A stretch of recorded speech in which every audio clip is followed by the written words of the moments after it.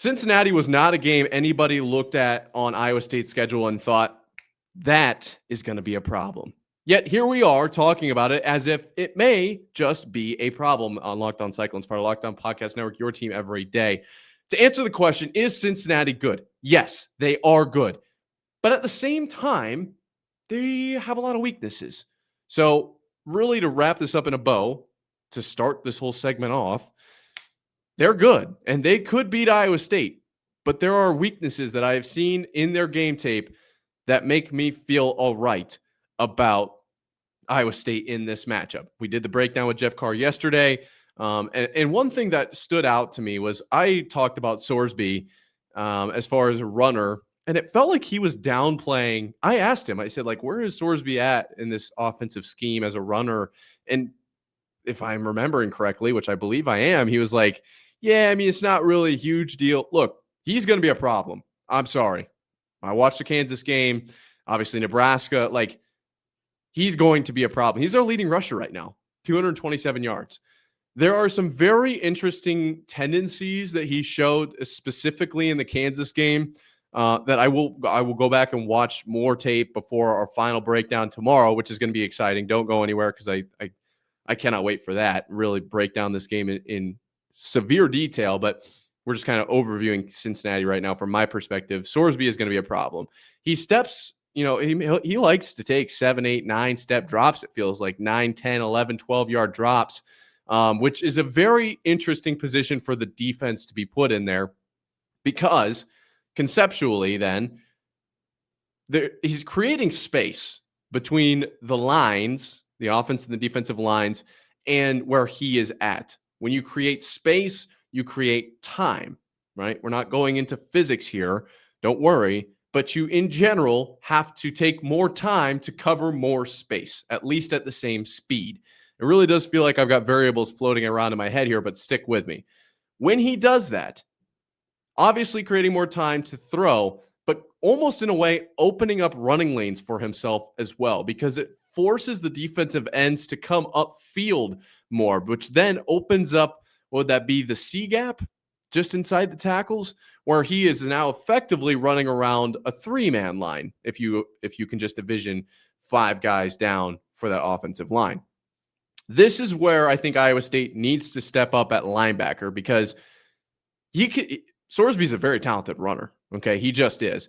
And when he drops back that far, there are going to be holes created in the offensive line that he can weave through. He's also got more time to throw. He's putting the defense in a very troubling situation. Now, I'm not going to sit here and tell you that Brendan Sorsby is going to win the Heisman. Against Kansas, he did throw for 388 yards, but on 29 of 43. So just shy of, what would that be, right around 75%. A good day, a very good day.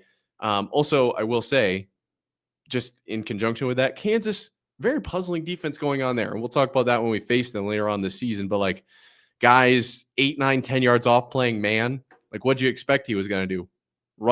That's like only effective if he's running a seam. So when he runs an 8-yard curl and it's cover 1, what did you expect was going to happen? Obviously, they're going to pick up 8 yards. So there were some situations like that I was very puzzled by. But across the board, Brendan Sorsby, very good at football, just not the best. I think Iowa State's defense can handle him. They'll be able to get a push up front. They're not going to give him anything for free. I think if they treat him similarly to how they did Fafita, they'll be all right. Okay. Now, looking at the general, offense as a whole, I wasn't necessarily impressed with Cincinnati's offensive line in the run game. I'll probably talk about this more tomorrow. They had a few really tricky plays where they were pulling guards kind of both ways. And I played linebacker for about somewhere in the realm of like 100 hours. Wasn't really cut out for it, but I did learn, keep your eyes on the guards, keep your eyes out of the backfield, watch the guards. Where they go, that's where the ball's going. And I watched it as a linebacker. I watched a couple of plays back and I was like, I can almost guarantee you I would not have been in the right spot. And if I was in the wrong spot, or if I was in the right spot, which I would have probably thought was the wrong spot, I would have been so confused, I wouldn't have been able to make the tackle. Now, that's why I'm sitting here. It's why you're looking at me, and I am talking into this stick that amplifies my voice into your ears. That's why I'm not out on the field, okay? So let's not get too crazy, but I do think it's worth noting that Cincinnati does have some interesting plays up front. And of course, they ran some trick plays and whatever, some double moves. And that's college football for you because it does generally work. But for the most part, the offensive line was not super impressive to me. It was all right. Wasn't super impressive. Wide receivers, I think that there's talent there. I think that they can get open. They've got speed. But more so than anything, it really came down to Sorsby extending the pocket. There were plays where he would catch the ball and just immediately, he's not even really stretching the pocket. At that point, he's practically moving the pocket when he takes off immediately, to the right sideline. That's not, it's like not even, it's like you're just completely picking the pocket up and putting it over here. It's not the same thing. So there is some of that going on as well. Now let's pivot towards the defense. Got a few minutes left here. This defense is exploitable, to say the least. They've got a few issues in the man defense area. That's where I think Iowa State's going to have the most success. Now, a few mistakes were made in this game by Cincinnati that I would imagine they won't make again. But, if you make the mistake once, who's to say you can't make it twice? One of the super deep shots for Kansas, if you haven't gone back and seen it, the ball was thrown behind the intended receiver, and the safety essentially thought they could catch that. So that's kind of like if that ball's on target, maybe he makes that tackle kind of situation, but he was open nonetheless. Throughout the entire game, Cincinnati struggled in man. Not so much in zone. They were okay in zone from what I gathered. Their man defense struggled.